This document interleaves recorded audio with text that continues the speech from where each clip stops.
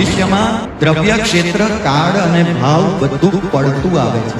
ભવિષ્યમાં કોઈક વ્યક્તિ ઉપર નહીં ચડી શકે તો શું આવી યાત્રાના લાભથી એ વંચિત રહેશે? મારે ઉપર જેવું દાદાના દેરાસરે છે ને એવું જ જીનાલયનું નિર્માણ કરવું છે।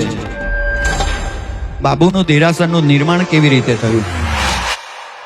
બેતાબ કુમારી અને એમના દીકરા, એવું કહેવાય છે કે આ કલકત્તાનો એવો ધનિક પરિવાર હતો કે એ કાળની અંદર સમગ્ર ભારતમાં જેટલી સંપત્તિ હતી ને એટલી સંપત્તિ એમની પાસે હતી। અને તે વખતે સંઘ કાઢ્યો, જ્યારે આ દેરાસર હજી રચના નથી થઈ અને આખો છરીપાલી સંઘ નીકળ્યો। 7 વર્ષ સુધી સંઘ ચાલ્યો અને 7 વર્ષ સુધી સંઘ કાઢવામાં જ્યાં જ્યાં સંઘે પડાવ નાખ્યો ત્યાં ત્યાં એક એક જીનાલયનું ખાતમુહૂર્ત કરવામાં આવ્યું। 7 વર્ષ ક્યાં પસાર થઈ ગયા કાંઈ ખબર ન પડી અને સિદ્ધાચલ ઉપર આવ્યા। છરીપાલી સંઘમાં જે બધા પરિવારો હતા એમાં એક પરિવારમાં એક વ્યક્તિ અત્યંત નિર્બળ અને એટલે 2 4 10 15 20 25 પગથિયા ચડી અને પાછા નીચે ઉતરી ગયા। બેતાબ કુમારી પૂછ્યું કે આપ કેમ નીચે ઉતર્યા? તો કે ઉપર ચડવાની મારી તાકાત નથી।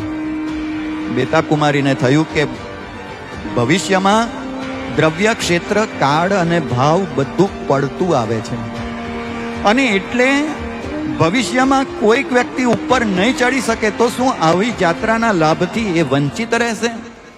અને પોતાના દીકરાને કહે છે કે બેટા, મારે ઉપર જેવું દાદાના દેરાસરે છે ને એવું જ અહીંયા તીર્થનું, એવા જીનાલયનું અહીંયા નિર્માણ કરવું છે। બધું જ ઉપર જે કાંઈ રીતે છે એ સંપૂર્ણ આબેહૂબ રેપ્લિકા કેવી માં હશે ને કેવો દીકરો હશે કે માની આ વાત પૂર્ણ કરવા માટે દીકરાએ પોતે જે કાંઈ કહ્યું એ પ્રમાણે કર્યું। જ્યોતિ સ્વરૂપ શિવ પદ ઉદગીરી કીર્તિ ભારી છે।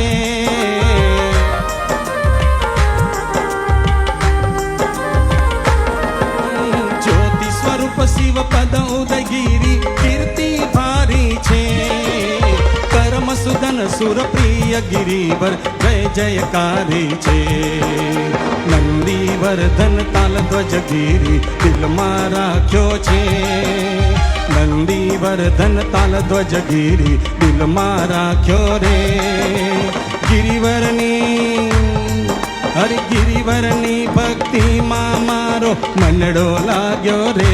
બોલો બધા। સિદ્ધગીરીને ભેટવાનો ભાવ જાગ્યો રે। તાળી તાળી। સિદ્ધગીરીને ભેટવાનો ભાવ જાગ્યો રે। ગિરિવરની ભક્તિમાં મારો મનડો લાગ્યો રે। ગિરિવરની ભક્તિમાં મારો મનડો લાગ્યો રે। સિદ્ધગીરીને ભેટવાનો ભાવ જાગ્યો રે। સિદ્ધગીરીને ભેટવાનો ભાવ જાગ્યો રે। બોલો શ્રી આદિશ્વર ભગવાન કી।